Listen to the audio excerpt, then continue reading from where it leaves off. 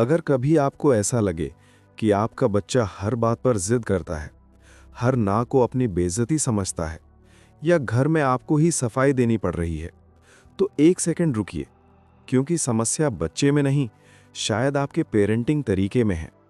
और अगर आपने इसे अभी नहीं समझा, तो वही छोटा सा व्यवहार कल को बड़ी आदत बन सकता है। पेरेंटिंग बाहर से जितनी आसान दिखती है, अंदर से उतनी ही उलझी हुई होती है। शुरुआत में सब ठीक लगता है, बच्चा छोटा होता है, मासूम होता है, जो कहो मान लेता है। लेकिन धीरे धीरे हम अनजाने में उसके हर आंसू से डरने लगते हैं, हर गुस्से को टालने लगते हैं और हर जिद के आगे झुकने लगते हैं। यहीं से समस्या शुरू होती है। बच्चे पल भर में नहीं बिगड़ते, उन्हें बिगाड़ा जाता है, प्यार के नाम पर, कंफर्ट के नाम पर, और अभी छोटा है सोचकर। लक्षण नंबर 1, जब बच्चा हर लिमिट को पर्सनल अटैक समझने लगे। मान लीजिए आपने कहा, अभी स्क्रीन टाइम नहीं मिलेगा, या अभी ये खिलौना नहीं खरीदेंगे, या थोड़ा इंतजार करो, और जवाब में बच्चा रोने लगे, चिल्लाने लगे, चीजें फेंकने लगे, या फिर सीधे आपसे लड़ने लगे। अब कई पेरेंट्स यहीं डर जाते हैं। उन्हें लगता है छोड़ो, फिर से ड्रामा हो जाएगा, और धीरे धीरे वो टोकना ही बंद कर देते हैं। लेकिन सच्चाई ये है, जब बच्चे को लंबे समय तक कोई सीमा नहीं दिखाई जाती, तो उसे लगता है कि उसकी इच्छा ही कानून है। फिर जब पहली बार उसे ना सुनाई देता है, तो वो उसे अपने ऊपर हमला समझता है। समाधान, स्टेप बाय स्टेप। सीमाएं बनाइए, लेकिन चिल्लाकर नहीं। ना बोलने के बाद बार बार सफाई मत दीजिए। बच्चा रोए फिर भी फैसला मत बदलिए। शांति से एक जैसी प्रतिक्रिया दीजिए। याद रखिए, सीमा प्यार के खिलाफ नहीं होती, सीमा प्यार की सुरक्षा होती है। लक्षण नंबर 2, चीज़ों की वैल्यू न करना। गिफ्ट मिला, 2 दिन में बोर। नया खिलौना आया, थोड़ी देर में कोने में पड़ा। थैंक यू कहना भूल जाना। छोटी छोटी बातों पर नखरे और ड्रामा। ये संकेत बहुत गंभीर हैं। ऐसा बच्चा घर के छोटे कामों को भी ऑप्शन समझने लगता है। बैग रखना, खिलौने उठाना, होमवर्क करना। क्यों? क्योंकि हमने उसे सिखाया है कि सब कुछ अपने आप हो जाता है। समाधान, बच्चे को घर के छोटे कामों में शामिल करें।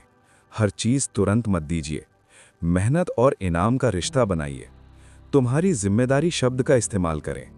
बच्चा जब योगदान देता है, तभी उसे कद्र करना आता है।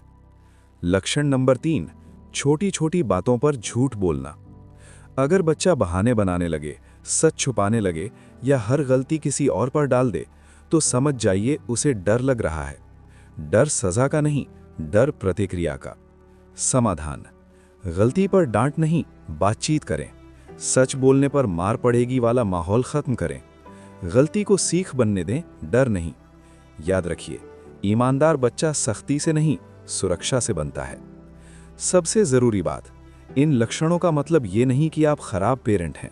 अगर आप ये वीडियो देख रहे हैं, तो आप पहले ही औसत पेरेंट से बेहतर हैं, क्योंकि खराब पेरेंट कभी सवाल नहीं करता, वो खुद को सही मानता है। असली पेरेंटिंग परफेक्ट होने का नाम नहीं, बल्कि गलती पहचान कर खुद को बदलने का नाम है। लेकिन सवाल ये है कि अगर आज बच्चा आपकी नहीं सुन रहा, तो कल वो किसकी सुनेगा? अगर आज वो ना झेलना नहीं सीख रहा, तो कल जिंदगी की नाकामियों से कैसे निपटेगा? और सबसे बड़ा सवाल, क्या आप बच्चे को खुश इंसान बना रहे हैं या सिर्फ आराम तलब इंसान? टिप 1, दोस्त नहीं, गाइड बनिए। बच्चे को दोस्त चाहिए, लेकिन पहले उसे पेरेंट चाहिए। हर बात पर हाँ कहने वाला पेरेंट सुरक्षित नहीं होता। Tip 2, routine equals security. Routine बच्चे को अनुशासन नहीं, सुरक्षा देता है। सोने का टाइम, स्क्रीन टाइम, पढ़ाई का टाइम स्पष्ट होना चाहिए। टिप 3, अपनी गलती मानना सीखिए। जब आप गलत हों, तो बच्चे के सामने मानिए। इससे बच्चा सीखता है कि गलती कमजोरी नहीं होती। अगर आपने आज इन संकेतों को नज़रअंदाज किया, तो कल यही आदतें आपके कंट्रोल से बाहर होंगी। बच्चे को बदलने से पहले पेरेंटिंग को बदलना पड़ता है। अगर ये वीडियो आपके दिल तक पहुंचा, तो इसे सेव कीजिए, किसी ऐसे पेरेंट को भेजिए जिसे इसकी ज़रूरत है, और चैनल को सब्सक्राइब कीजिए, क्योंकि अच्छी पेरेंटिंग सीखी जाती है, जन्म से नहीं आती।